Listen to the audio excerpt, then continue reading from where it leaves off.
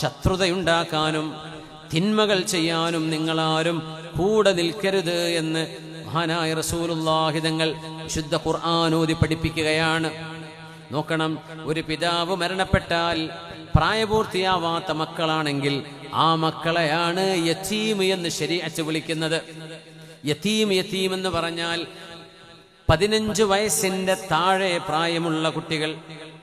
ആ കുട്ടികളുടെ പിതാവ് മരണപ്പെട്ടാലാണ് യതീം എന്ന് ശരീഅത്തുൽ ഇസ്ലാമിൽ കർമ്മശാസ്ത്ര നിയമപ്രകാരം യതീം എന്ന് വിളിക്കുള്ളൂ. യതീമായൊരു കുട്ടിനെ കല്യാണം കഴിക്കുക എന്ന് പറഞ്ഞു. ആ കുട്ടി യതീമായിരുന്നൊരു കുട്ടിയെ എന്നാണ് നമ്മൾ ഉദ്ദേശിക്കുന്നുണ്ടാവുക. ആ പെൺകുട്ടിക്ക് 15 വയസ്സായി കഴിഞ്ഞാൽ ആ കുട്ടി പിന്നെ യതീമല്ല. വാപ്പ മരിച്ചു, വാപ്പാക്ക് മരിക്കുമ്പോൾ 70 വയസ്സാ. മകന് ഒരാൾക്ക് 50, അടുത്താക്ക് 45, അടുത്താക്ക് 38, അടുത്താൾ 26. ഇവരൊക്കെ മക്കളെ നമ്മളൊക്കെ യതീമായി പോയല്ലോ, വാപ്പ മരിച്ചില്ലേ. യതീമായി എന്ന് പറയാൻ പറ്റില്ല എന്നാ ആ സമയം. യതീം എന്ന് പറയുന്നത് നിങ്ങൾക്ക് 15 വയസ്സിൽ താഴെ പ്രായം, നിങ്ങളുടെ വാപ്പ മരിച്ചു, അപ്പോഴേ യതീം എന്ന് പറയുള്ളൂ. ഇനി ഒരു യതീം ഒരു നാട്ടിലുണ്ടായാൽ, പിന്നെ നമ്മുടെ ഈത്തപ്പഴം ഒരുപാട് ബാക്കിയുണ്ട്, നിങ്ങൾ വാങ്ങിച്ചിട്ടില്ലേ?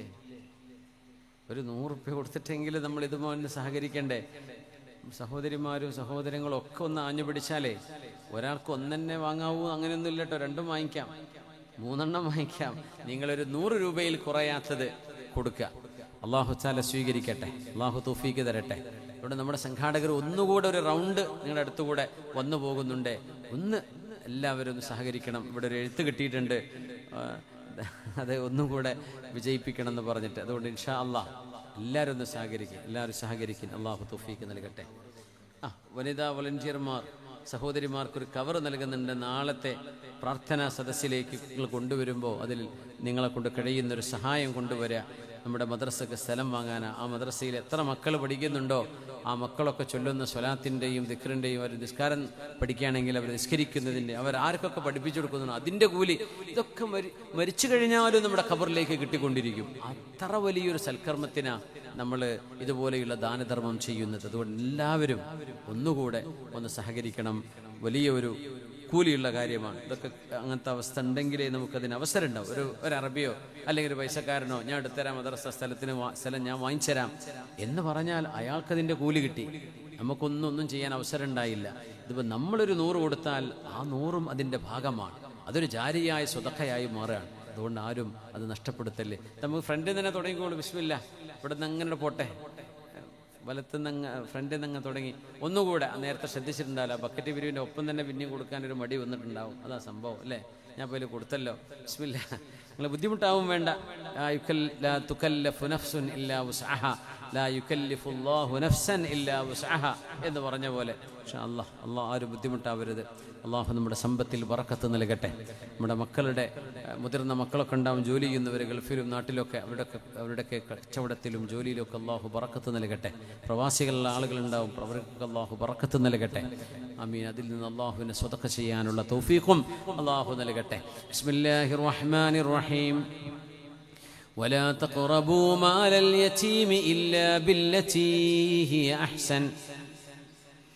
യതീമുകളായ ആളുകളുടെ സമ്പത്ത്, അവർ മൈനറാണ്, അവർ മേജറാകുന്നവരെ അവരുടെ സമ്പത്ത് സംരക്ഷിക്കപ്പെടണം. ഉത്തരവാദപ്പെട്ട ആളുകൾ അത് കള്ളരേഖയുണ്ടാക്കി തങ്ങളുടെ പേരിലേക്കാക്കരുത്. വലിയ കുറ്റമാണ്. വൻപാപങ്ങളിൽപ്പെട്ട വൻപാപം ആണ് യതീമിന്റെ മുതൽ തിന്നുക എന്ന് പറഞ്ഞാൽ. അത് മുതൽ തിന്നുക എന്ന് മാത്രമല്ല, ആ പൈസ എടുക്കുക, സ്വന്തത്തിന് വേണ്ടി ഉപയോഗിക്കുക, അത് പിന്നീട് തിരിച്ചു വെക്കാം എന്ന് ഉത്തരവാദപ്പെട്ട ഒരാൾ, വിശ്വസ്തനായ ഒരു ഗാർഡിയൻ, അയാൾക്ക് വേണമെങ്കിൽ അയാളത് ചെയ്യുമെന്ന് ഉറപ്പാണ്. അല്ലാതെ ഒരാൾക്കും അവരുടെ സമ്പത്തെടുത്ത് ഉപയോഗിക്കാൻ തന്നെ പാടില്ലെന്നാണ്. അത് അവരുടെ അമാനത്താണ്. ആ കുട്ടികൾക്ക് പ്രായപൂർത്തിയായാൽ അവരുടെ പേരിലാക്കി കൊടുക്കേണ്ടതാണത്. വലാ തഖറബൂ മാലൽ യതീം ഇല്ലാ ബില്ലതീ ഹിയ അഹ്സൻ. യതീമിന്റെ മുതലിനോട് നിങ്ങൾ അടുത്തു വരരുത്, തൊടാൻ വരരുത്. യതീം ഒരു വീട്ടിലുണ്ടെങ്കിൽ അവരുടെ സമ്പത്ത് നിങ്ങൾ തുടരുത്. ഇല്ലാ ബില്ലതീ ഹിയ അഹ്സൻ, ഏറ്റവും നല്ല രീതിയിലല്ലാതെ, ഏറ്റവും നല്ല രീതിയിൽ ആ സമ്പത്തിനെ സംരക്ഷിക്കാനോ പരിപാലിക്കാനോ അല്ലാതെ ആ സമ്പത്തിൽ നിന്ന് എന്തെങ്കിലും എടുക്കാൻ വേണ്ടി നിങ്ങളാരും വരരുതേ. യതീമിന്റെ സ്വത്താണത്. വലാ തഅകുലു അംവാലഹും ഇലാ അംവാലികും ഇന്നഹു കാന ഹൂബൻ കബീറാ. അവരുടെ സമ്പത്ത് നിങ്ങളുടെ സമ്പത്തിലേക്ക് കൂടിപ്പോകരുത്. കുട്ടികളല്ലേ, ആരും ചോദിക്കാനില്ലല്ലോ എന്ന് അത് എനിക്കായിക്കോട്ടെ. അതിനൊരിക്കലും സമ്പത്ത് ഓഹരി വെക്കുമ്പോ ഒരു യതീമിൻ്റേത് നിങ്ങൾ ഒരിക്കലും എടുക്കരുതേ. അങ്ങനെ എടുത്തു പോയിട്ടുണ്ടെങ്കിൽ അവർക്ക് തന്നെ തിരിച്ചു കൊടുക്കുക. ഇന്നല്ലദീന യഅകുലൂന അംവാലൽ യതാമാ ദുൽമാ ഇന്നമാ യഅകുലൂന ഫീ ബുതൂനിഹിം നാറാ വസയസ്ലൗന സഈറാ. യതീമുകളുടെ സമ്പത്ത് തിന്നുന്നവർ, ദുൽമൻ അന്യായമായി ആ സമ്പത്ത് ഉപയോഗിക്കുകയോ അപഹരിക്കുകയോ തൻ്റെ പേരിലാക്കി മാറ്റുകയോ ചെയ്യുന്നവർ, ഇന്നമാ യഅകുലൂന ഫീ ബുതൂനിഹിം നാറാ, അവരുടെ വയറ്റിലേക്ക് നരകത്തിന്റെ തീയാണ് അവർ കയറ്റുന്നത്. വസയസ്ലൗന സഈറാ, അവർ നരകത്തിൽ പ്രവേശിക്കുകയും ചെയ്യുമെന്ന് മഹാനായ റസൂലുള്ളാഹി സ്വല്ലല്ലാഹു അലൈഹി വസല്ലം. പക്ഷെ അവിടെ നിന്നൊരു കാര്യം കൂടെ പറഞ്ഞു, അന വകാഫിലുൽ യതീമി ഫിൽ ജന്നതി ഹാകദാ. ഈ നടുവിരലും ചൂണ്ടുവിരലും നിൽക്കുന്ന പോലെ ഞാനും യതീമിനെ സംരക്ഷിക്കുന്ന ആളുകളും സ്വർഗലോകത്ത് ഇങ്ങനെയാണ്. നമ്മളത് പറയുമ്പോൾ യതീമുകളെ സംരക്ഷിക്കുന്ന ഒരുപാട് നല്ല നല്ല യതീം ഖാനകളുണ്ട്. ഇപ്പം ഇന്ന് ജീവിച്ചിരിപ്പുള്ള ഒരു മഹാൻ മുക്കം മൊയ്മോൻ ഹാജി, അള്ളാഹു അദ്ദേഹത്തിന് ദീർഘായുസ്സും ആഫിയത്തും കൊടുക്കട്ടെ. യതീംഖാനയ്ക്ക് വേണ്ടി അവരും അവരുടെ കുടുംബവും നൂറുകണക്കിന് ഏക്കറകളാണ് കൊടുത്തത്. മുക്കം യതീംഖാന. ജമാൽ സാഹിബ് ഉണ്ടായിരുന്നു, വയനാട് മുട്ടിൽ യതീംഖാനയുടെ പ്രധാനപ്പെട്ട അതിൻ്റെ ചെയർമാൻ. ഒരു വഫാത്തായിപ്പോയി. അള്ളാഹുർക്ക് മഗ്ഫിറത്തും റഹ്മത്തും ചെയ്യട്ടെ. ഞാൻ എപ്പോഴും ആഗ്രഹിച്ചു പോകും, റബ്ബേ ഈ രണ്ട് മഹത്തുക്കളെ അവർക്കർഹിക്കുന്ന അംഗീകാരമോ അവരർഹിക്കുന്ന ആ ഒരു മഹത്വമോ നമ്മൾ വകവെച്ചു കൊടുക്കാറുണ്ടോ? ജമാൽ സാഹിബ് ഒക്കെ ഒരുപാട് അറിയപ്പെടുന്ന ആളാണ്. മുക്കം മൊയ്മോൻ ഹാജിയും അങ്ങനെ തന്നെ ആയിരിക്കാം. പക്ഷേ അവരൊക്കെ നമുക്ക് മുന്നോട്ട് വെച്ച് തരുന്നൊരു വലിയൊരു ഒരു പാഠമുണ്ട്. വല്ലാത്തൊരു പാഠമാണ്. ആരുടെയോ മക്കൾ സ്വന്തം മക്കളെപ്പോലെ കരുതി അവരുടെ കൂടെ ഇരുന്ന് ഭക്ഷണം കഴിച്ച് അവർക്ക് എന്താണോ വേണ്ടത് അത് വാങ്ങിച്ചു കൊടുത്ത്. മുട്ടിൽ യതീംഖാനയിലൊക്കെ പെൺകുട്ടികളുടെ കല്യാണം കഴിച്ചു കൊടുക്കും. 1000-ലേറെ കുട്ടികളെ കല്യാണം കഴിച്ചു കൊടുത്തു കഴിഞ്ഞു എത്രയോ വർഷങ്ങളായിട്ട് മുട്ടിൽ യതീംഖാന. അത്ഭുതം എന്താണെന്നറിയോ? കല്യാണം കഴിച്ചു കൊടുക്കുക മാത്രമല്ല, ഓരോ 6 മാസം 1 വർഷം കൂടുമ്പോൾ ആ കല്യാണം കഴിച്ചു കൊടുത്ത വീട്ടിലേക്ക് മുട്ടിൽ യതീംഖാനയുടെ സാരഥികൾ ചെന്ന് നോക്കും അവരുടെ ജീവിതം റാഹത്തിലാണോ അല്ലയോ എന്ന്. അങ്ങനെ 2 വിവാഹങ്ങൾ മാത്രമാണ്, അതും മാനസിക രോഗമുണ്ടായതിൻ്റെ പേരിൽ വേർപ്പെടുത്തേണ്ടി വന്നത്, വേറിട്ടത്. അല്ലാത്തതൊക്കെ നല്ല നിലക്ക് കഴിഞ്ഞു പോകുന്നു എന്ന് ഈ അടുത്ത കല്യാണം കഴിഞ്ഞൊരു വിഷയത്തെക്കുറിച്ച് അതിൻ്റെ ഒരു സാരഥി പറയുകയുണ്ടായി. നോക്കണം, ഇതൊക്കെ യതീമക്കൾക്ക് ചെയ്യുന്ന സേവനല്ലേ? അവരെ വളർത്തി അവർക്ക് പുതിയാപ്പിളെ ഏൽപ്പിച്ചു കൊടുക്കാൻ, ഏൽപ്പിച്ചു കൊടുത്ത് വിട്ടു എന്ന് മാത്രമല്ല, അവർ ശരിക്ക് ജീവിക്കുന്നുണ്ടോ, അവർക്ക് ഖൈറാണോ റാഹത്താണോ? ഇങ്ങനെയൊക്കെ സേവനം ചെയ്യുന്ന ഒരുപാട് പ്രവർത്തകർ, ഒരുപാട് മഹിതമായ സേവനം ചെയ്യുന്നവർ നമുക്കിടയിൽ ജീവിച്ചിരിപ്പുണ്ട്. ഞാൻ എനിക്കറിയുന്ന പരിചയമുള്ള അറിയപ്പെടുന്ന 2 ആളുകളെ പരിചയപ്പെടുത്തിയെന്ന് മാത്രം, എത്രയോ വേറെയും ആളുകൾ യതീംഖാനകൾ, മക്കളെ വീടുകളിൽ മക്കളെ നിർത്തിയിട്ട് അവർക്ക് സംരക്ഷണം കൊടുക്കുന്ന സംവിധാനം. ആക്കോട് ഇസ്ലാമിക് സെന്റർ, എൻ്റെ പ്രിയങ്കരനായ സുഹൃത്ത് മുസ്തഫ ഹുദവി ആക്കോട്, അദ്ദേഹം വലിയ ഒരു പണ്ഡിതനും സേവകനും വലിയൊരു പ്രവർത്തനോത്സുകനുമാണ്. അദ്ദേഹത്തിൻ്റെ നാടിൽ 100 കണക്കിന് ഇതുപോലെ യതീം കുട്ടികളെ അതിൻ്റെ പരിസരത്തുള്ള അവരുടെ വീടുകളിൽ, യതീംഖാനയ്ക്ക് വിളിക്കുകയല്ല, അവരുടെ വീടുകളിൽ അവരെ സംരക്ഷിച്ച് അവർക്ക് സ്കൂളിങ്ങും അവരുടെ വിദ്യാഭ്യാസവും ഭക്ഷണവും താമസവും എല്ലാം ആവശ്യമായ മുഴുവൻ ചെലവും വഹിച്ചുകൊണ്ട് വളർത്തുന്ന രീതിയുണ്ട്. കാസർഗോഡ് ജില്ലയുടെ അങ്ങറ്റം മലയോര പ്രദേശത്ത് കുന്നുംകൈ എന്ന് പറയുന്ന സ്ഥലമുണ്ട്. നമ്മുടെ പ്രിയങ്കരനായ സയ്യിദ് സൈനുൽ ആബിദീൻ തങ്ങൾ കുന്നുംകൈ തങ്ങളുടെ നാടാണത്. സൈനുൽ ആബിദീൻ തങ്ങൾ വലിയൊരു മഹാനാണ്. സയ്യിദ് മർഹൂം ഫഖറുദ്ദീൻ തങ്ങളുടെ പ്രിയപ്പെട്ട മോൻ, ദീനിന്റെ പ്രവർത്തനങ്ങൾക്ക് നേതൃത്വം കൊടുക്കുന്ന മഹാപണ്ഡിതൻ. ആ മഹാനായ സയ്യിദ് സൈനുൽ ആബിദീൻ തങ്ങൾ കുന്നുംകൈ മഹാനവറുകളുടെ നേതൃത്വത്തിൽ, ആ ചെറിയ മലയോര പ്രദേശമാണ്, അവിടെ എത്രയോ യതീമക്കളുണ്ട്. അവരെയൊക്കെ അവരുടെ വീടുകളിൽ അവർക്ക് സംരക്ഷണം നൽകി ആ മക്കൾക്ക് വേണ്ട കാര്യങ്ങൾ അവർ ചെയ്തുകൊണ്ടിരിക്കുന്നുണ്ട്. ഒക്കെ നമ്മൾ അറിയുമ്പോൾ കഴിയുന്ന പോലെ അതിനൊക്കെ സഹായിച്ചു കൊടുക്കുക. ചില ആളുകളെ അള്ളാഹുദിനെ ഏൽപ്പിക്കാൻ നമുക്കൊന്നും അത് കഴിഞ്ഞോളുന്നില്ല. ആരുടെ മക്കളാണ് എപ്പോഴാണ് യതീമുകളാകുന്നത് ഇതൊന്നും നമുക്കറിയില്ല. സുബ്ഹാനല്ലാഹ്, അവർക്കൊക്കെ ലഭിക്കുന്ന പ്രതിഫലം എത്രയാണ്. ഞാനും യതീമിനെ സംരക്ഷിക്കുന്നവരും ഈ 2 വിരലുകൾ നിൽക്കുന്ന പോലെ ഞാനും യതീമിനെ സംരക്ഷിക്കുന്ന ആളും ഒരുമിച്ചായിരിക്കും സ്വർഗത്തിലെന്ന് പുണ്യനബി സ്വല്ലല്ലാഹു അലൈഹി വസല്ലം. ഒരു കുഞ്ഞിന് ഒരു വാപ്പയാണ് മരിക്കുന്നതെങ്കിൽ ആ വാപ്പ മരിക്കുന്നതോടുകൂടെ ഈ കുട്ടിയുടെ ഉത്തരവാദിത്തം ആർക്കാന്നറിയോ? നാട്ടുകാർ മുഴുവനുമാണ്. എല്ലാവർക്കും ഏറ്റെടുക്കാം. കുഞ്ഞ് മരിച്ചാൽ കുഞ്ഞിന്റെ ഉത്തരവാദിത്വം ഇന്ന ആള് ഏറ്റെടുക്കണം എന്ന് ശറഅ് നിർബന്ധം പറഞ്ഞില്ല. എന്തേ?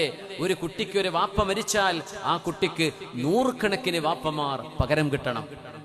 ആർക്കും ഏറ്റെടുക്കാം. കുട്ടിന്റെ വാപ്പന്റെ ജ്യേഷ്ഠനെടുക്കാം, കുട്ടിന്റെ വാപ്പന്റെ വാപ്പക്കെടുക്കാം, അനുജനെടുക്കാം, അമ്മായിയുടെ മോനെടുക്കാം, മുത്താപ്പന്റെ മോനേറ്റെടുക്കാം. ഒരു ബന്ധമില്ലാത്ത അയൽവാസികളോ നാട്ടുകാരോ ആയ ആളുകൾക്ക് ഏറ്റെടുക്കാം. ആർക്കും കുഞ്ഞിന്റെ ഉത്തരവാദിത്വം ഏറ്റെടുക്കാം. നോക്കണേ, യതീമിനെ ആര് സംരക്ഷിക്കണം എന്ന് അള്ളാഹു നിർബന്ധമാക്കിയില്ല. അത് സമൂഹത്തിന്റെ ബാധ്യതയാക്കി മാറ്റി. എന്തിന്? വാപ്പ മരിച്ചതിന്റെ പേരിൽ ഒരു കുഞ്ഞിനും വിദ്യാഭ്യാസം കിട്ടാതെ പോകരുത്.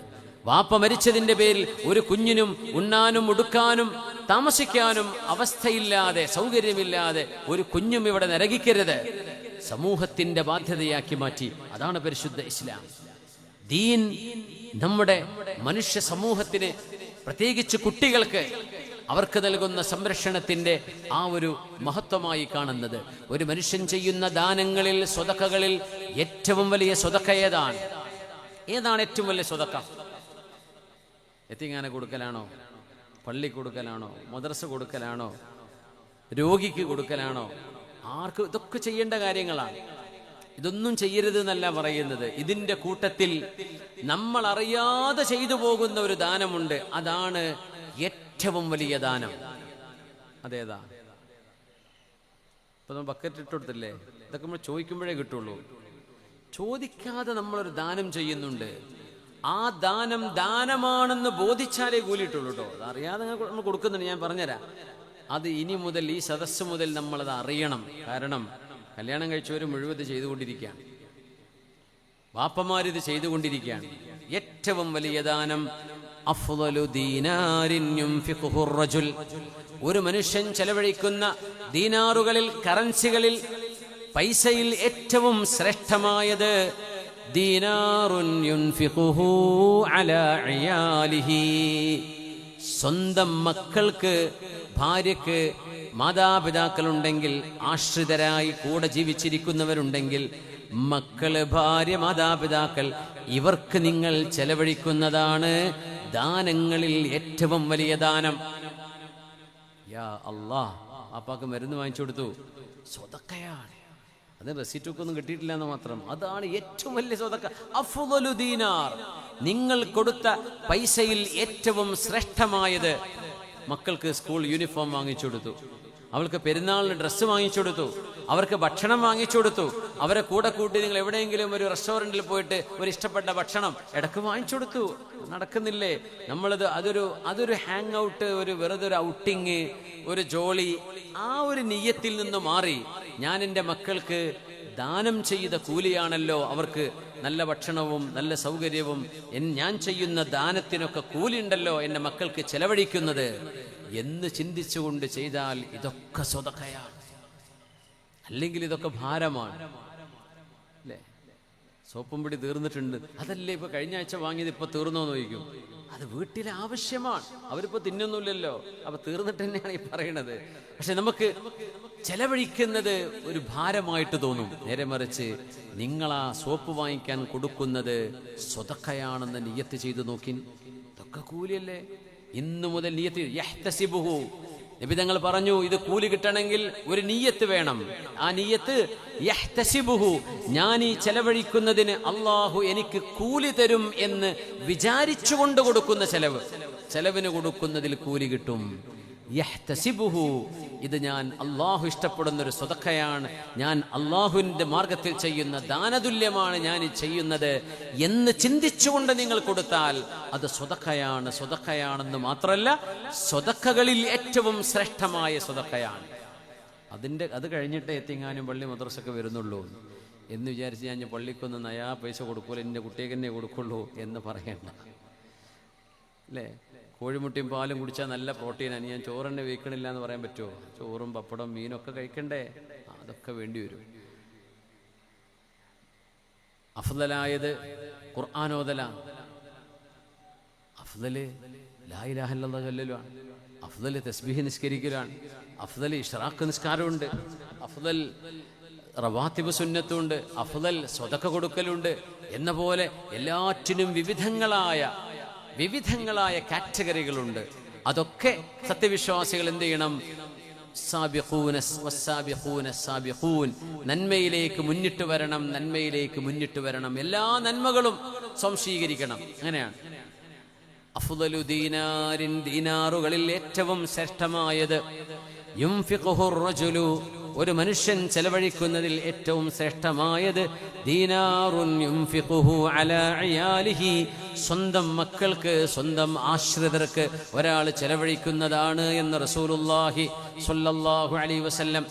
കഫാ ബിൽ മർഇ ഇസ്മാ, ഒരു മനുഷ്യൻ ചെയ്യുന്ന തെറ്റുകളിൽ ഏറ്റവും വലിയ തെറ്റ്, അൻ യുളയ്യ മൻ യഖൂത്, താൻ ഭക്ഷണം കൊടുക്കേണ്ട, താൻ സംരക്ഷിക്കേണ്ട, താൻ ചെലവഴിക്കേണ്ട ആളുകൾക്ക് കൊടുക്കാതിരിക്കുന്നത് ഒരു മനുഷ്യൻ ചെയ്യുന്ന ഗുരുതരമായ തെറ്റാണ് എന്ന് റസൂലുള്ളാഹി സ്വല്ലല്ലാഹു അലൈഹി വസല്ലം. നിങ്ങളും നിങ്ങളുടെ ഭാര്യയും തമ്മിൽ പിണക്കമായിരിക്കാം, ശത്രുതയായിരിക്കാം, ചെലവിന് കൊടുത്തേ പറ്റൂ. കഫാ ബിൽ മർഇ ഇസ്മൻ അൻ യുളയ്യ മൻ യഖൂത്, ദാനം, അവർക്ക് വേണ്ട ജീവിക്കാൻ ആവശ്യമായ സൗകര്യങ്ങൾ ചെയ്തു കൊടുത്തേ പറ്റൂ. അത് നിർബന്ധമാണ്. ഒരു മനുഷ്യന് ഇഷ്ടപ്പെട്ടാലും ഇല്ലെങ്കിലും അങ്ങനെയാണ്. യാ അല്ലാഹ്, ഉലമാ പറയാണ്, വാപ്പ പറയുന്നു എനിക്ക് ജോലിയൊന്നുമില്ല, ഞാൻ എന്താ ചെയ്യേണ്ടത്, എൻ്റെ മക്കളെ പോറ്റാൻ എന്നെ കൊണ്ട് കഴിയില്ല എന്ന് പറഞ്ഞ് ജോലിക്ക് പോകാതെ ഒരാൾ നിൽക്കുകയാണെങ്കിൽ, ഇസ്ലാമിക ശരീഅത്ത് നടപ്പാക്കപ്പെടുന്ന ഒരു സ്ഥലത്തെ ഖാദിക്ക് അയാളെ പിടിച്ച് ജയിലിലടച്ചിട്ട് ഈ മക്കൾക്ക് പൊതുസ്വത്തിൽ നിന്ന്, ബൈത്തുൽ മാലിൽ നിന്ന് കൊടുക്കാൻ അവകാശമുണ്ടെന്നാണ്. അയാൾ പിന്നെ ഭൂമിക്ക് ഇറങ്ങണ്ട. ചെലവിന് കൊടുക്കാൻ കഴിവുണ്ടായിരിക്കെ, ജോലി ചെയ്യാൻ കഴിവുണ്ടായിരിക്കെ, പണിക്ക് പോകാതെ മടിച്ചു കിടക്കുന്ന മനുഷ്യൻ പിന്നെ എന്തിന് കല്യാണം കഴിച്ചു, എന്തിന് കുടുംബജീവിതം എന്ന ഒരു ചോദ്യം ശരീഅത്ത് ചോദിക്കുന്നതാണ്. യുഹ്ബസ്, അയാൾ പോയി ജയിലിലടക്കുന്നതാണ്. എനിക്ക് പണിക്കൊന്നും പോകാൻ പറ്റില്ല. അങ്ങനെ ആവരുത്. മനുഷ്യൻ അധ്വാനിക്കണം, അധ്വാനത്തിൽ ബറക്കത്തുണ്ട്. അൽ ഹറക്കത്തു ഫിൽ ബറക, ഹറക്കത്ത് മേ ബറക്കത്ത് ഹേ എന്ന് പറയും അല്ലേ. നമ്മൾ അനങ്ങുമ്പോൾ, ജോലി ചെയ്യുമ്പോൾ, അധ്വാനിക്കുമ്പോൾ അതിൽ ബറക്കത്തുണ്ട്. അല്ലാഹു സുബ്ഹാനഹു വ തആല ബറക്കത്ത് അല്ലാഹു നമുക്കുണ്ടാക്കി തരട്ടെ. കുല്ലുക്കും റാഇൻ, ശംസുൽ ഉലമ മദ്രസയുടെ ആ ഒരു സ്ഥലത്തിന് വേണ്ടിയാണ് നമ്മൾ ഈ ഒരു പരിപാടിയും അതിനനുബന്ധമായ നമ്മുടെ ഫണ്ട് ശേഖരണമൊക്കെ ചെയ്തുകൊണ്ടിരിക്കുന്നത് അല്ലേ. ഇതൊരു വലിയൊരു ഉത്തരവാദിത്വമാണ്. നമ്മുടെ ഇർഷാദ് ഫൈസി ഉസ്താദിന് തോന്നുകയാണ്, ഞാൻ എന്തിനാ ഇപ്പം ഞാൻ ഈ പെരുമണ്ണെന്ന് വന്നിട്ട് ഇവിടെ വന്ന് ഞാൻ എന്തിനാ ഇതിൻ്റെ പിന്നാലെ അങ്ങനെ നാട്ടുകാർക്ക് ഇത്ര ഇൻട്രസ്റ്റ് ഇല്ലെങ്കിൽ ഞാൻ ഇതിൻ്റെ പിന്നാലെ നടക്കണോ എന്ന് തോന്നിയാൽ ആ കാര്യം അവിടെ മുടങ്ങിപ്പോവും അല്ലേ. അള്ളാഹു ഒരു മഹാന്റെ മനസ്സിൽ അങ്ങനെ തോന്നിപ്പിച്ചു കൊടുത്തു. ആ പള്ളി മനോഹരമായി പള്ളിയുണ്ടായി. അദ്ദേഹം അടക്കമുള്ള നിങ്ങൾ എല്ലാവരും അതിൽ കൈകോർത്ത് പിടിച്ചപ്പോൾ അത് വലിയൊരു സംരംഭമായി വളർന്നു. ഈ മദ്രസയും അങ്ങനെ. എന്തേ? ഇത് നമ്മുടെ കൂട്ടുത്തരവാദിത്തമാണ്. കുല്ലുക്കും റാഇൻ, നിങ്ങളൊക്കെ ഉത്തരവാദിത്തമുള്ളവരാണ്. വകുല്ലുക്കും മസ്ഊലുൻ അൻ റഇയതിഹി, നിങ്ങൾ ഓരോരുത്തരും അവനവരുടെ ആശ്രിതരെ കുറിച്ച് നിങ്ങളോട് ചോദ്യമുണ്ടാകുമെന്നും മഹാനായ റസൂലുള്ളാഹി സ്വല്ലല്ലാഹു അലൈഹി വസല്ലം. അതുകൊണ്ട് മുറു ഔലാദകും ബിസ്വലാഹ്, നമ്മുടെ മക്കൾ വളർന്ന് വലുതായി വരുമ്പോൾ, വഹും ലിസബ്ഇൻ, മക്കളോട് 7 വയസ്സാകുമ്പോൾ നിസ്കരിക്കാൻ കൽപ്പിക്കണം. വദുരിബൂഹും അലൈഹാ ലിഅശ്രിൻ, 10 വയസ്സാകുമ്പോൾ അവർ നിസ്കരിക്കാൻ മടി കാണിക്കുകയാണെങ്കിൽ അവർക്ക് ആൺകുട്ടികളാണെങ്കിലും ആൺകുട്ടികളും പെൺകുട്ടികളും മിക്സാണെങ്കിലും നിങ്ങളുടെ മക്കളിൽ 10 വയസ്സായി കഴിഞ്ഞാൽ അവരും മറ്റൊരു കുട്ടിയും ഒരുമിച്ച് ചേർന്ന് കിടക്കുന്ന ഒരവസ്ഥ വരരുത്. അവരെ മാറ്റിക്കിടത്തണം. 2 കട്ടിലിൽ, അല്ലെങ്കിൽ താഴെയും മേലെയും, അല്ലെങ്കിൽ അല്പം മാറിക്കിടത്തിയിട്ടേ നിങ്ങൾ അവരെ ഉറക്കാവൂ. 10 വയസ്സാകുമ്പോഴേക്കും ആ ശീലം, ഒറ്റക്ക് കിടക്കുന്ന ശീലം മക്കളെ പഠിപ്പിക്കണം എന്നും പറഞ്ഞു നമ്മുടെ ഹബീബ് സ്വല്ലല്ലാഹു അലൈഹി വസല്ലം. എന്തുകൊണ്ട് ഇതൊക്കെ എന്ന് ഞാൻ പറയേണ്ട ആവശ്യമില്ല. 10 വയസ്സായി കഴിഞ്ഞാൽ അവരെ മാറ്റിക്കിടത്തണം. പിന്നെ ഒരുമിച്ച് കിടത്തരുത്. അനിയന്മാരുടെ കൂടെ, അനിയത്തിൻ്റെ കൂടെ, ജ്യേഷ്ഠത്തിൻ്റെ കൂടെ അവരെ ഒട്ടിക്കിടത്തരുത്. 10 വയസ്സായ മക്കളെ കിടപ്പറയിൽ നിങ്ങൾ മാറ്റി നിർത്തണം എന്ന് പറഞ്ഞാൽ അവർക്ക് സെപ്പറേറ്റ് കിടക്കാനുള്ള സൗകര്യം കൊടുക്കണം. ഒരു റൂം തന്നെ കൊടുക്കണം എന്നല്ല പറഞ്ഞത്. ഒരു റൂമിൽ 2 കട്ടിലാണെങ്കിലും താഴെയും മേലെയുമുള്ള ബങ്ക് ബെഡാണെങ്കിലും സാരമില്ല. ഒരുമിച്ച് ഒരു തലയണയോ 2 തണയോ ഒരുമിച്ച് വെച്ച് ചേർന്ന് കിടക്കുന്ന രീതി 10 വയസ്സ് മുതൽ നിങ്ങൾ മാറ്റി ശീലിപ്പിക്കണമെന്ന് പുണ്യനബി സ്വല്ലല്ലാഹു അലൈഹി വസല്ലം. 7 വയസ്സാകുമ്പോൾ അവരെ നിസ്കരിക്കാൻ പറയണം. 10 വയസ്സായിട്ടും നിസ്കരിക്കുന്നില്ലേ? നിങ്ങൾക്കവരെ ശാസനയും ശിക്ഷയും കൊടുത്ത്, ശിക്ഷണം കൊടുത്തവരെ അവരെ അതിലേക്ക് പ്രോത്സാഹിപ്പിക്കേണ്ടതുണ്ട്. ഇത് മാതാപിതാക്കളുടെ ബാധ്യതയാണെന്ന് പുണ്യനബി സ്വല്ലല്ലാഹു അലൈഹി വസല്ലം.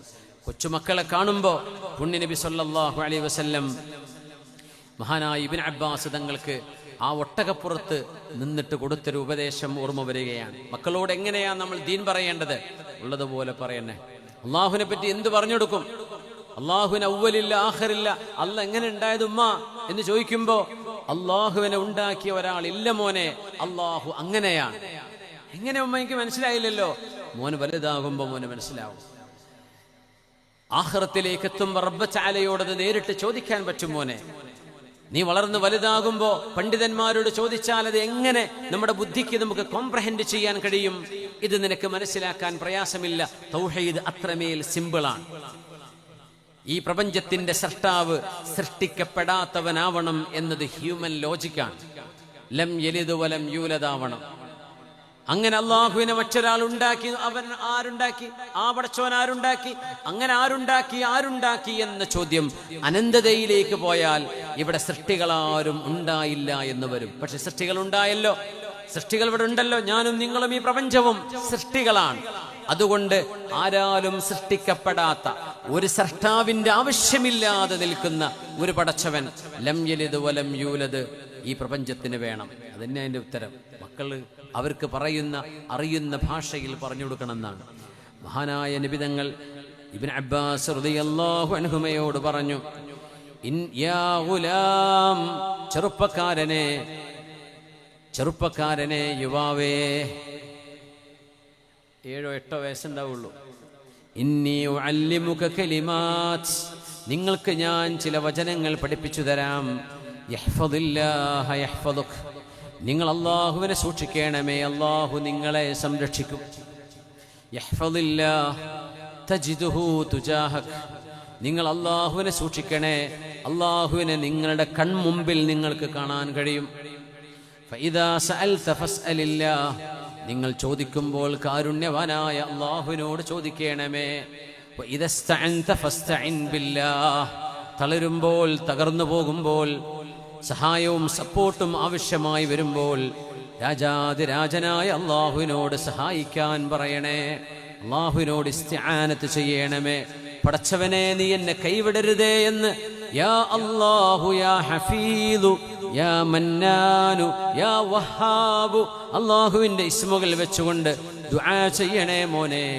അറിയണം മോനെ, വഅലം അന്നൽ ഉമ്മത ലവിജ്തമഅത് അലാ അൻ യൻഫഊക ബിശൈഇൻ, ലോകത്തുള്ള എല്ലാവരും നിനക്കൊരു ഉപകാരം ചെയ്യണമെന്ന് വിചാരിച്ച്, മനുഷ്യരും ജിന്നുകളുമെല്ലാം ഒരുമിച്ചുകൂടി നിന്നെ ഒന്ന് സഹായിക്കണമെന്ന് വിചാരിച്ചു എന്നിരിക്കട്ടെ മോനെ, അള്ളാഹു നിനക്ക് എഴുതി വെച്ച സഹായമല്ലാതെ അവരെ കൊണ്ട് ആരെക്കൊണ്ടും ചെയ്യാൻ കഴിയില്ല.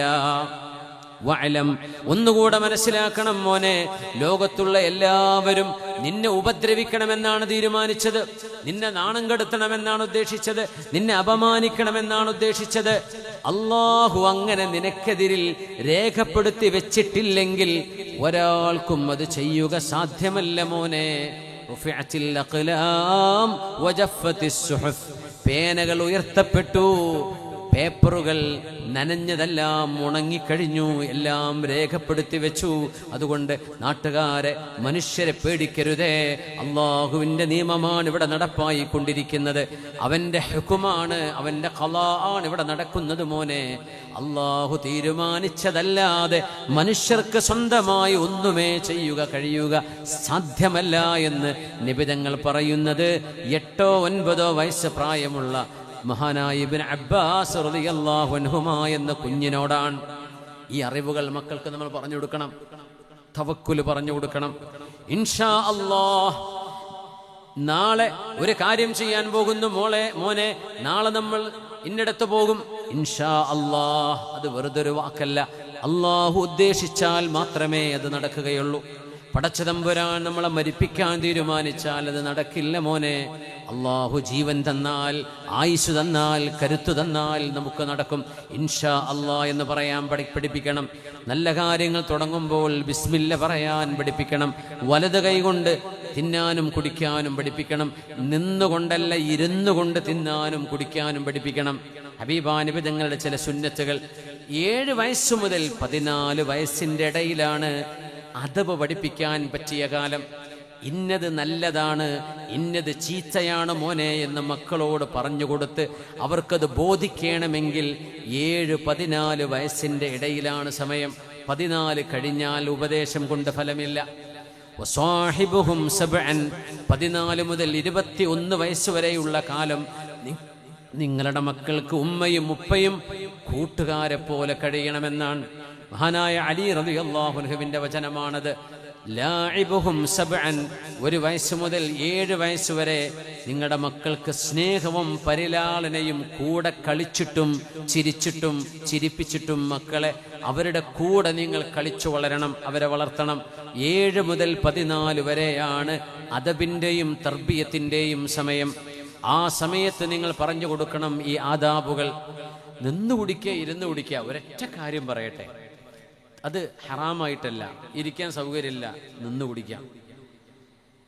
ഇരുന്ന് മൂത്രമൊഴിക്കണം എന്നാണ്. പക്ഷേ ടോയ്ലറ്റ് യൂറോപ്യൻ ക്ലോസറ്റാണ്, പൊതുസ്ഥലമാണ്, ബസ് സ്റ്റാൻഡിലാണ്, റെയിൽവേ സ്റ്റേഷനിലാണ്, ട്രെയിനിൻ്റെ ഉള്ളിലാണ്, ഫ്ലൈറ്റിൻ്റെ ഉള്ളിലാണ്. ഇരിക്കാൻ പറ്റിക്കൊള്ളണമെന്നില്ല. ഇരുന്നാൽ പിന്നെ ആകെ കുളിക്കേണ്ടി വരും. നിന്ന് മൂത്രമൊഴിക്കാൻ പറ്റിയേക്കാം, പക്ഷെ ഇരുന്നിട്ടാണത് ചെയ്യേണ്ടത്. അതാ പുണ്യനബി ഇഷ്ടപ്പെട്ടത്. ഇരുന്നിട്ടാണ് കഴിക്കേണ്ടത്, ഇരുന്നിട്ടാണ് കുടിക്കേണ്ടത്. എന്താ വിഷയം എന്നറിയോ? നമ്മൾ നിൽക്കുമ്പോൾ, അതിൻ്റെ സയൻസ് പറഞ്ഞുതരാം. ചിലർക്ക് അത് പറഞ്ഞാലേ മനസ്സിലാവുള്ളൂ. ഹദീത്ത് സുന്നത്താന്ന് പറഞ്ഞാൽ തലയ്ക്ക് കയറില്ല. എന്താ അതിൻ്റെ സുന്നത്ത്, അതിൻ്റെ സയൻസ് എന്താണ്? നമ്മൾ നിൽക്കുമ്പോൾ, ഞാൻ ഇപ്പം നിൽക്കുകയാണ്, സപ്പോർട്ട് ഇവിടെ സ്പീച്ച് സ്റ്റാൻഡിൽ പിടിക്കാതെ ഞാൻ നിൽക്കുകയാണെങ്കിൽ എൻ്റെ ബ്രെയിൻ, ശരീരത്തിലെ മുഴുവൻ നെർവസ് സിസ്റ്റം, ഞരമ്പുകളുടെ നാഡീ ധമനികൾക്ക് ബ്രെയിൻ സിഗ്നൽ കൊടുക്കുന്ന ഈ മനുഷ്യൻ എവിടെയും തൊടാതെ നിൽക്കുന്നത്. ബാക്കോട്ട് വീഴാൻ സാധ്യതയുണ്ട്, മുമ്പോട്ട് വീഴാൻ സാധ്യതയുണ്ട്, ഒന്ന് അനങ്ങിയാൽ വീഴാൻ സാധ്യതയുണ്ട്, വിറക്കാൻ സാധ്യതയുണ്ട്. അതുകൊണ്ട് ആള് വീഴാതിരിക്കണമെങ്കിൽ മുഴുവൻ നാഡീ ഞരമ്പുകൾക്ക് നമ്മുടെ ബ്രെയിൻ സിഗ്നൽ കൊടുക്കും. രക്തം പ്രവഹിക്കട്ടെ നട്ടെല്ലിലൂടെ, കാലിലൂടെ, ശരീരത്തിൻ്റെ മെയിൻ ഭാഗങ്ങൾ. ഇയാളെ വീഴാതെ നിർത്തണം. ഇതിനു വേണ്ടി നമ്മുടെ ഞരമ്പുകൾ മുഴുവൻ ബ്ലഡ് സർക്കുലേഷനിൽ വ്യാപൃതമായി കഴിയുന്ന സമയമാണ്. ആ സമയത്ത് നമ്മൾ തിന്നുകയും കുടിക്കുകയും ചെയ്യുമ്പോൾ നമ്മുടെ ആമാശയത്തിന് കിട്ടുന്ന രക്തത്തിൻ്റെ, രക്തധമനികളുടെ സാന്നിധ്യം കുറവാണ്. മെയിൻ ഈ മനുഷ്യൻ നിൽക്കുകയാണ്, നടക്കുകയാണ്, ഓടുകയാണ്. നാഡീ ഞരമ്പുകൾ മുഴുവനും സജീവമായി നിൽക്കുന്ന സമയമാണത്. നിങ്ങൾ ഇരുന്ന് നോക്കി, ബ്രെയിൻ പറയും ഇരിക്കുകയാണ്, വീഴൊന്നുമില്ല, അതുകൊണ്ട് എല്ലാവരും കാം ഡൗൺ. ഇനി ആ ഒരു ഇങ്ങനെ സ്ട്രോങ് ആയിട്ട് നിൽക്കണ്ട, ഒന്ന് ലൂസായിക്കൊള്ളി, കുഴപ്പമില്ല. ആ സമയത്താണ് നമ്മൾ തിന്നുന്നതും കുടിക്കുന്നതുമെങ്കിൽ നമ്മുടെ ദഹനം പോലും ശരിയായി പ്രവർത്തിക്കാൻ അത് സഹായിക്കുമെന്നാണ്. ഇത് സയൻസ് പറയുമ്പോൾ പുണ്യനബി നമ്മളോട് നിന്ന് കുടിക്കരുത്. നഹാ റസൂലുള്ളാഹി സ്വല്ലല്ലാഹു അലൈഹി വസല്ലം അൻ യശ്റബ അർ-റജുലു ഖായിമാ. നിന്ന് കുടിക്കൽ നബി തങ്ങൾ ഇഷ്ടപ്പെട്ടിരുന്നില്ല, ചെയ്യരുതെന്ന് തങ്ങൾ പറഞ്ഞിട്ടുണ്ട് എന്ന് പറയുമ്പോൾ ഇത്ര വലിയൊരു സയൻസാണ് പുണ്യനബി അന്ന് നമുക്ക് പറഞ്ഞിരുന്നത് എന്ന് ആലോചിച്ചിട്ടുണ്ടോ? നമ്മുടെ ശരീരത്തിന് അതാണ് ഗുണം. ഇരുന്ന് കഴിക്കണം, നിന്ന് കഴിക്കരുത്. നിവർത്തിയില്ലേ? പറ്റും, അത് ശരിയാണ്. നിന്ന് കുടിക്കൽ ഹറാമെന്നൊന്നും പറയാൻ പറ്റൂല. സംസമുള്ള നിന്ന് കുടിക്കൽ സുന്നത്താന്നിട്ട് ആരും മനസ്സിലാക്കി വെച്ചിട്ടുണ്ട് തോന്നുന്നു. അങ്ങനെയല്ല, ഇരുന്ന് കുടിക്കൽ തന്നെ സുന്നത്ത്. പുണ്യനിബിതങ്ങൾ ഹജ്ജിൻ്റെ സമയത്ത് സംസം കുടിക്കുമ്പോൾ തങ്ങൾ നിന്നു കുടിച്ചു എന്ന ഹദീത്ത് കേൾക്കുമ്പോൾ ഈ ഹദീത്ത് കേട്ട് അപ്പം തന്നെ മസല പറയുന്ന ഒരു കൂട്ടരുണ്ട്. അവർക്ക് മദ്ഹബൊന്നും ഇമാമിങ്ങൾ ഫിഖ് എന്ത് പറഞ്ഞു ഇതൊന്നും അവിടെ വിഷയമല്ല. അങ്ങോട്ട് പറയും നിന്ന് കുടിക്കല അല്ല, അവിടെ എന്തുകൊണ്ട് തങ്ങൾ നിന്ന് കുടിച്ചു എന്നുള്ള ഹദീത്തിൻ്റെ പഠനം നോക്കിയാൽ കാണാൻ പറ്റും. ലികസറത്തിൽ ഇസ്തിഹാം, വലിയ തിരക്കായിരുന്നു. ആ തിരക്കിനിടയിൽ നബി തങ്ങൾക്ക് ഇരിക്കാൻ സ്ഥലമില്ലായിരുന്നു. അപ്പം തങ്ങൾ നിന്ന് കുടിച്ചിട്ടുണ്ട്. ഇരിക്കാൻ സൗകര്യമുണ്ടോ? സംസമും ഇരുന്ന് തന്നെ കുടിക്കേണ്ടത്. അതിൻ്റെ അദബ് അങ്ങനെയാണ്. ഇരിക്കാൻ സൗകര്യമില്ലേ നിന്ന് കുടിക്കാം എന്നല്ലാതെ സംസത്തിനോട് ബഹുമാനിച്ചിട്ട് എണീറ്റ് നിന്ന് കുടിക്കുക അങ്ങനെയല്ല. അത് ബിസ്മി ചൊല്ലി ആ ബഹുമാനം കൽബിൽ വേണം, എപ്പോഴും വേണം. അത് നിന്നല്ല, ഇരുന്ന് തന്നെയാണ് സുന്നത്ത്. കുടിക്കലും ഇതൊക്കെ നമ്മുടെ മക്കൾക്ക് 7 മുതൽ 14 വയസ്സിൻ്റെ ഇടയിൽ പഠിപ്പിച്ചു കൊടുത്താലേ അവരുടെ തലയിലേക്ക് കയറും. ഹിജാബ് ധരിക്കുന്ന, മുഖമക്കനയിട്ട് ഹിജാബ് ധരിച്ച് ഇസ്ലാമിൻ്റെ അച്ചടക്കമുള്ള വസ്ത്രം ധരിച്ചൊരു കുട്ടിയെ, ഒരു പെൺകുട്ടിയെ നിങ്ങൾക്ക് അച്ചടക്കത്തിൽ വളർത്തണമെന്നുണ്ടോ? 7 വയസ്സ് മുതൽ അതിന് പ്രോത്സാഹനം കൊടുക്കണം. 14 വയസ്സിൻ്റെ ഉള്ളിൽ നിങ്ങൾ അവരെ കൊണ്ടത് ചെയ്യിപ്പിച്ചാൽ ഇൻഷാ അള്ളാഹ് ബാക്കിയുള്ള കാലം അവരത് ചെയ്യും. ചിലരെന്ത് പറയുന്നറിയോ? എൻ്റെ മോളെ അവൾക്ക് കൺവിൻസ്ഡ് ആവുമ്പോൾ അവളത് ചെയ്യും. ഒരു കുട്ടിക്ക് ബോധ്യമായിട്ട് ചെയ്യും എന്ന് പറയുന്നത് അത് എത്രത്തോളം യുക്തിഭദ്രമാണ്. നിങ്ങൾ ആലോചിച്ച് നോക്കൂ. നിങ്ങളുടെ കുഞ്ഞിൻ്റെ കൂടെ റോഡ് മുറിച്ചടക്കുക, ഈ പൊറ്റമ്മല റോഡ് മുറിച്ചടക്കുക, അവിടെ ഓട്ടോറിക്ഷ വരുന്നുണ്ട്, കാറുകൾ പോകുന്നുണ്ട്. നിങ്ങളുടെ കൂടെയുള്ള കുഞ്ഞ് റോഡ് മുറിച്ച് ഓടുകയാണ്, ഒരു കാറ് വരുന്നത് നിങ്ങൾ കാണുന്നുണ്ട്. അപ്പം ഈ ഉമ്മ പറയാ, അവൻ ഓടുകയാണെങ്കിൽ ഓടിക്കോട്ടെ, ഓനായിട്ട് ബോധ്യപ്പെടുമ്പോൾ നിന്നോളും എന്ന് പറയാറുണ്ടോ നിങ്ങൾ? ആക്സിഡന്റ് ആവൂലേ? ഒരു കുഞ്ഞിനിത് ബോധ്യപ്പെടാൻ, അവൾക്ക് ഈ ഹിജാബ് ധരിക്കണമെന്നും ഇസ്ലാമിന്റെ വേഷമാണ് വേണ്ടതെന്നും നമ്മുടെ ശരീരം എങ്ങനെ പ്രൊജക്ട് ചെയ്ത് കാണിക്കാൻ പാടില്ലെന്നും ഇതൊക്കെ അവൾക്ക് ബോധ്യപ്പെടാൻ ചിലപ്പോൾ കാലങ്ങൾ എടുത്തുനിന്ന് വരും, ചിലപ്പോൾ ബോധ്യപ്പെട്ടില്ല എന്ന് വരും. എന്ന് വിചാരിച്ച് അള്ളാഹുവിന്റെ ശരീഅത്തിന്റെ ഒരു നിയമം അവര് പാലിക്കരുത് എന്നാണോ നമ്മൾ വിചാരിക്കുന്നത്? നമ്മളൊക്കെ ചെറുപ്പത്തിൽ ബോധിച്ചിട്ടാണോ ഇങ്ങനെ പോരുന്നത്? ഗുളിക കുടിക്കും, കുട്ടി ഗുളിക കുടിക്കൂല, അത് കുടിക്കേണ്ട, ഓന് ബോധമാകുമ്പോൾ ഓന് കുടിച്ചോളൂ, ഇങ്ങനെയാണോ പറയാ? ആ കുട്ടീൻ്റെ അസുഖം മാറുമോ? നമ്മൾ നിർബന്ധിച്ച് കുടിപ്പിക്കൂലേ? എന്തുകൊണ്ട്? ഇത് കുടിച്ചാൽ അവന്റെ അസുഖം മാറും നമുക്കറിയാം. എന്നതുപോലെ വേഷത്തിലും വിധാനത്തിലും ഹിജാബിന്റെ വിഷയത്തിൽ പ്രത്യേകിച്ചും ഉമ്മമാർ ആ ഒരു ഡയലോഗ് പറയരുത്.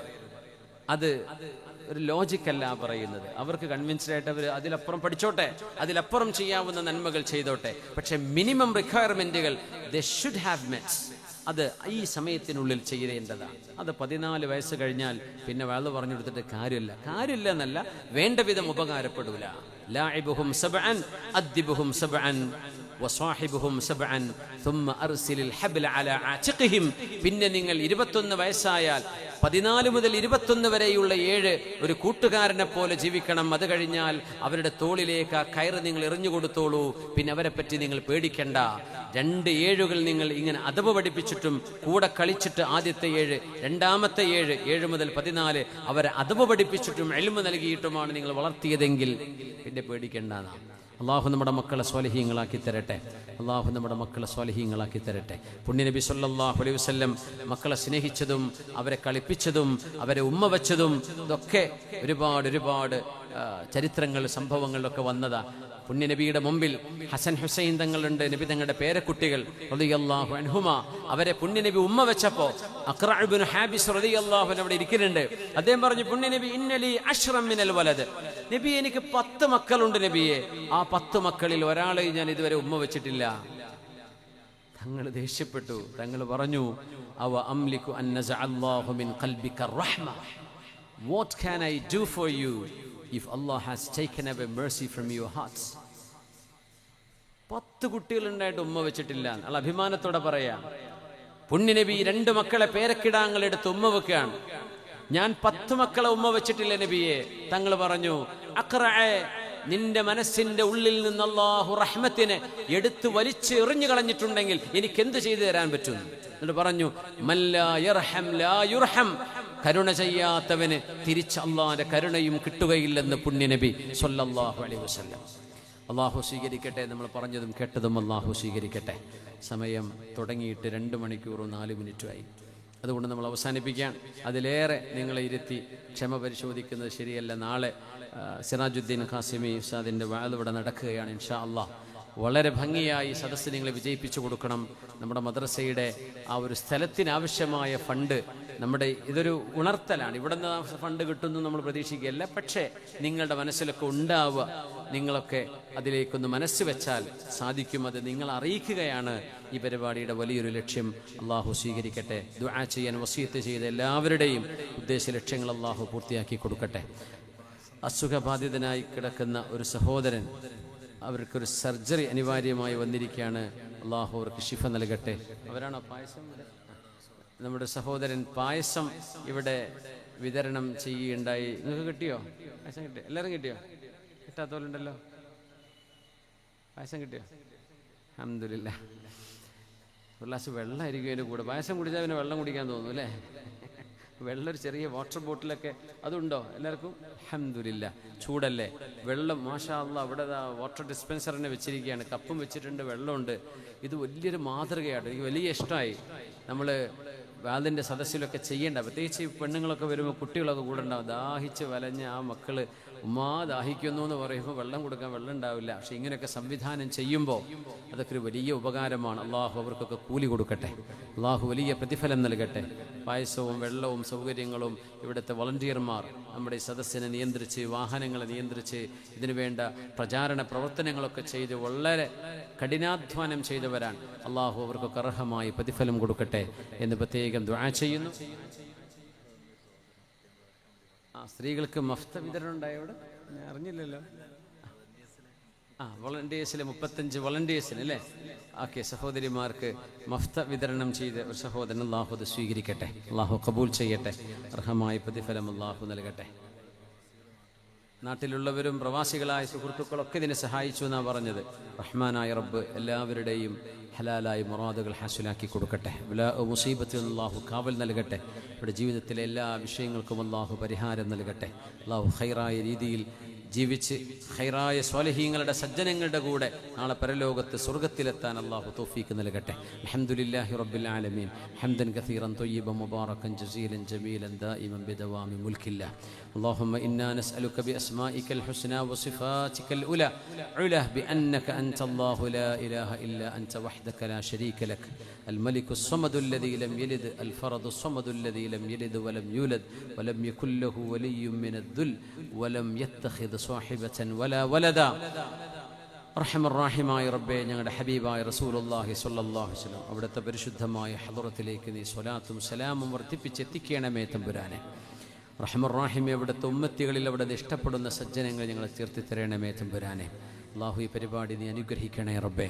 അള്ളാഹു ഇവിടുത്തെ ശംസുൽ ഉലമയുടെ പേരിലുള്ള മഹാനായ സമസ്തയിലെ ജമിയത്തുൽ ഉലമയുടെ 4 പതിറ്റാണ്ട് ജനറൽ സെക്രട്ടറി ആയിരുന്ന മഹാനവറുകളുടെ ആ ഒരു നാമധേയത്തിൽ നടന്ന ഇവിടുത്തെ മദ്രസ, ഇവിടെ പ്രവർത്തനം ആരംഭിച്ച മദ്രസ ഇനി അതിനുവേണ്ടി സ്ഥലം കണ്ടെത്താൻ പോവുക. പള്ളിയുടെ മസ്ജിദ് തഖ്വൻ്റെ മുകളിലാണ് നടക്കുന്നത്. അതിനുവേണ്ടി സ്ഥലം കണ്ടെത്താൻ ഉദ്ദേശിക്കുകയാണ്. അള്ളാഹു അതൊക്കെ നീ എളുപ്പമാക്കി കൊടുക്കണേ റബ്ബേ, എളുപ്പമാക്കി തരണമേ റബ്ബേ. അതൊക്കെ ഒന്ന് വിജയിച്ച് കണ്ട് മക്കളൊക്കെ അവിടെ വന്ന് പഠിച്ച് അവർക്ക് ഉപകാരപ്പെടുന്ന ഒരു സ്ഥാപനമായി ഇത് മാറിക്കാണാനുള്ള തൗഫീക്ക് നൽകണേ റബ്ബേ. ഞങ്ങളുടെ മദാരിസുകളും മആഹിദുകളും ഞങ്ങളുടെ മുഅസ്സസാത്തുകളെയും അള്ളാഹുവെ നീ നിന്റെ സംരക്ഷണത്തിലാക്കണേ പടച്ചവനെ. ബഹുമാനപ്പെട്ട സമസ്തയിലെ ജമിയത്തുൽ ഉലമ, അതിൻ്റെ പണ്ഡിതന്മാർ, അതിൻ്റെ ഉലമ, മഹാനായ സയ്യിദ് ജഫരി മുത്തുക്കോയ തങ്ങൾ, മഹാനായ ഷെയ്ഖുൽ ജാമിഅ അലിക്കുട്ടി ഉസ്താദ് അടക്കമുള്ള പണ്ഡിത വരേണ്യർ, അതിനുവേണ്ടി പ്രവർത്തിച്ചു കൊണ്ടിരിക്കുന്ന അതിൻ്റെ കീഴ്ഘടകങ്ങളിലുള്ള ആളുകൾ, ദീനിൻ്റെ ഖാദിമീങ്ങൾ, ഉലമ, ഉമറ, പാണക്കാട് സാദാത്യങ്ങൾ അടക്കമുള്ള ഈ ഉമ്മത്തിൻ്റെ നേതൃനിരയിൽ നിൽക്കുന്ന ആളുകൾ എല്ലാവരെയും നീ ഇസ്സത്തിലാക്കണേ പടച്ചവനെ, ഇസ്സത്തിലാക്കണേ പടച്ചവനെ. അള്ളാഹു ഒരുമയിലും വഹ്ദത്തിലുമാക്കണേ പടച്ചവനെ. ഈ ഉമ്മത്തിൻ്റെ ഖൽബിനെ നീ യോജിപ്പിക്കണമേ തമ്പുരാനെ. റഹ്മാനേ, ഫിർഖത്ത് പിശാച്ചിൽ നിന്നാണ്, വഹ്ദത്ത് നിന്നിൽ നിന്നാണ്. അള്ളാഹുവെ, പിശാച്ചിന് ഒരിടം കൊടുക്കാതെ റഹ്മാനേ ഈ ഉമ്മത്തിനെ നീ ഖൈറിലാക്കി തരണേ പടച്ചവനെ. റഹ്മാനേ, അള്ളാഹുവെ ഞങ്ങളുടെ നാടിനെ നീ സുരക്ഷിതമാക്കണേ റബ്ബെ. മയക്കുമരുന്ന് ലഹരിയിലേക്കൊക്കെ ജനങ്ങൾ, പ്രത്യേകിച്ച് യുവാക്കൾ, സ്കൂൾ ക്യാമ്പസുകളടക്കം വളരെ വൾനറബിളാണ് പടച്ചവനെ, നിനക്കറിയുമല്ലോ. അള്ളാഹുവെ, ഞങ്ങളുടെ നാടിനെ സംരക്ഷിക്കണേ റബ്ബെ. നമ്മുടെ മക്കളെ സംരക്ഷിക്കണേ പടച്ചവനെ. വിദ്യാർത്ഥിനികളെ സംരക്ഷിക്കണേ പടച്ചവനെ. കാരുണ്യവാനായ റബ്ബെ, ഞങ്ങളെ നീ സ്വാലിഹീങ്ങളായി ചേർത്തണേ റബ്ബെ. അള്ളാഹുവെ, ഞങ്ങളുടെ മനസ്സിലെ വിഷമങ്ങൾ, പ്രയാസങ്ങൾ, അസുഖങ്ങൾ, കടബാധ്യതകൾ, ഏതെല്ലാം നീറുന്ന വേദനിക്കുന്ന വിഷമങ്ങളുണ്ടോ ഞങ്ങൾ ഓരോരുത്തരുടെയും മനസ്സിൽ കിടക്കുന്നത് അള്ളാഹു നിനക്കറിയുമല്ലോ. റഹ്മാനേ, ഇതിന് പരിഹാരം കാണണേ റബ്ബേ. അതിന് നീ പരിഹാരം കാണണേ റബ്ബേ. രോഗങ്ങൾക്ക് ശിഫ നൽകണേ റബ്ബേ. കടങ്ങൾ വിടാനുള്ള വഴികൾ എളുപ്പമാക്കി തരണേ പടച്ചവനെ. ജോലിയിൽ ഖൈറും ബറക്കത്തും നൽകണേ റബ്ബേ. കച്ചവടക്കാർക്ക് അതിൽ ബറക്കത്ത് നൽകണേ റബ്ബേ.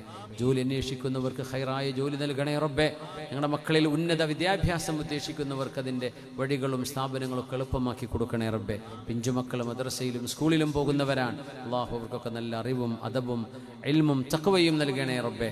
മാതാപിതാക്കൾക്ക് ജീവിച്ചിരിക്കുമ്പോൾ അവർ മരണപ്പെട്ടാൽ അവർക്ക് വേണ്ടി ദുആ ചെയ്യുന്ന മക്കളാക്കി തരണേ പടച്ചവനെ. കാരുണ്യവാനെ, മക്കൾ നീ ഞങ്ങൾക്ക് അമാനത്താണ്. ആ അമാനത്തിനെ നല്ല നിലക്ക് കൊണ്ടു നടക്കാനും തർബിയത്ത് ചെയ്യാനും തൗഫീക്ക് നൽകണേ തമ്പുരാനെ. റബ്ബന, അല്ലാഹുവേ, ഞങ്ങൾ ഹജ്ജിന് പോകാൻ ഉദ്ദേശിക്കുന്ന ആളുകൾ അവരുടെയൊക്കെ ഹജ്ജും യാത്രയും അനുബന്ധ കാര്യങ്ങളൊക്കെ നീ എളുപ്പമാക്കി കൊടുക്കണേ റബ്ബേ. ഞങ്ങൾ ഓരോരുത്തർക്കും ഹജ്ജും ഉംറയും പരിശുദ്ധ ഹബീബിനെ സിയാറത്തും ചെയ്യാനുള്ള ഭാഗ്യം ഒരുപാട് തവണ ജീവിതത്തിൽ നൽകണേ തമ്പുരാനെ. ഞങ്ങളുടെ മരണം നീ ഇഷ്ടപ്പെടുന്ന ഒരു നല്ല സ്ഥലത്ത് വെച്ചും നല്ല സമയത്ത് വെച്ചും ആക്കി തരണേ പടച്ചവനെ.